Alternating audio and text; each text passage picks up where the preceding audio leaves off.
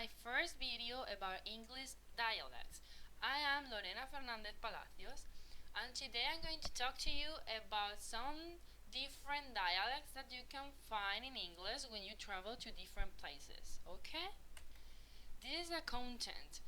First, I will talk about the general American, then I will talk a little bit about Cockney slang. After that, I will talk about the Kiwi English, and finally, the last dialect is the Mancunian English. Alright? Then we also have some exercises for you to know if you've understood the lesson, and finally, my reference list. Okay? The first dialect is the General American, that is mainly spoken in Iowa, that is, in the United States of America. It is not only spoken in Iowa, okay? Basically, it is generally spoken in the Midwest of the United States of America. The most characteristic pronunciation that we can find is the rhotic accent, okay? They pronounce all of the R's. And also is that the O's are often pronounced as A's. For example, instead of saying hot, they will pronounce something like hatch, alright? And also they omit the middle T. So instead of saying university, they will say university, alright? Another characteristic is that they do not separate phonemic diphthongs. So we have words such as near, and they pronounce them as near. Or also instead of saying pure, they will say pure, alright? The next dialect, it is the Cockney slang, okay, and the Cockney English. It is mainly spoken in the east of London, and it is known to be unique, as it is very interesting, as you are going to see now. It is said to be started in the 19th century, and it was believed to be only spoken by criminals and traders. Basically, because it was like a type of code language, so they could hide the information from the others, and other people could not understand what they were saying. Why do I say this? I'm talking about the rhyming slang, that is the most characteristic thing about this type of dialect.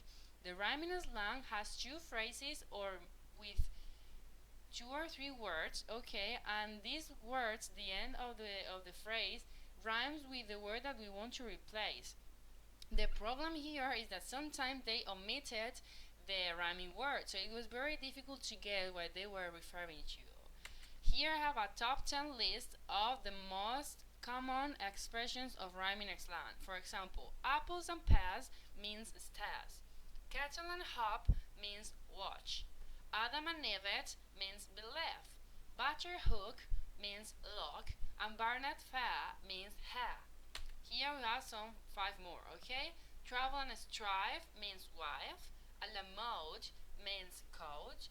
Ravi Mare means curry. Jack Jones means alone. And Duck and Bone means found. So could you be able to guess the meaning of this word just because of the phrase? I don't think so, because I would never be able to guess it. The next accent that we have is Kiwi English, okay? Kiwi is not a word to talk about the animal or the fruit, okay? Here we refer to the people who live in New Zealand. New Zealand is an island that is located next to Australia, alright? The British people colonized this island in the 19th century, so we could consider this dialect like a new variety of English, alright? We also have to bear in mind the culture of the Maori people, who were a tribe that lived in that country before the British people colonized it. So nowadays we have a lot of words that come from this tribe and culture. The main characteristic thing about the pronunciation is that it is a non-rhotic pronunciation. The L is dark in all positions, so we will pronounce it like L. And they also have flap T's. They do not pronounce the T's in the middle of the word, okay? Related to vocabulary, we have here that New Zealand people say choice to mean that something is excellent. Shot means thank you. Aussie means Australia, and handle means pint. We also have Maori vocabulary, as you can see here. They say iwi to mean to thrive, kai for food, wahine for woman and wife, and wanau for family. The last dialect we're going to be talking about is the Mancunian English. This dialect is spoken in Manchester, alright? But it is not only spoken in this city, but also in towns nearby the city, such as Hattersley, Gamesley, or Hanford.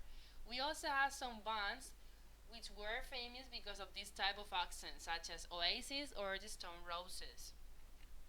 The pronunciation of this dialect is basically that they have a glottal stop, they are non-rhotic, they omit the th at the beginning of the sentence, and they also omit the h at the beginning of the words. Another thing is that they omit the consonant t and g when they are finishing the word. We also have here some characteristic vocabulary that Mancunian people say. For example, buzzing means exciting, dope is a fool, quid is English money or a pound, town is for Manchester, okay, if they say let's go to the town, they mean to go to Manchester.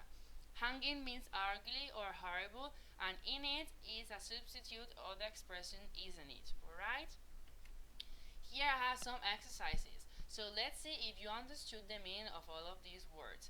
Could you tell the meaning of the red word? Could you tell me what apples means in this sentence? And what about quid, Aussie, and dog? I give you some time for you to think about it. And when you have think about it, go to the next slide, that is this one, alright, with the solutions. Here, as you can see, apples means stairs in the Cockney slang. Quid means money in the Mancunian accent. Aussie means Australia in the Kiwi dialect. And dope means being a fool in the Mancunian dialect. Okay? This is it, guys. I think that you have enjoyed this presentation and that you have learned a little bit more about the dialect of English. If you have any more questions or if you want to know a little bit more the different type of accents, pronunciations and dialects that we have in English, do not hesitate and contact me. You have all the information in the box that you have below in the description information. There you have the title of my blog, my Twitter account. So if you have any doubts, just ask me and go over there. Thank you so much and have a nice day.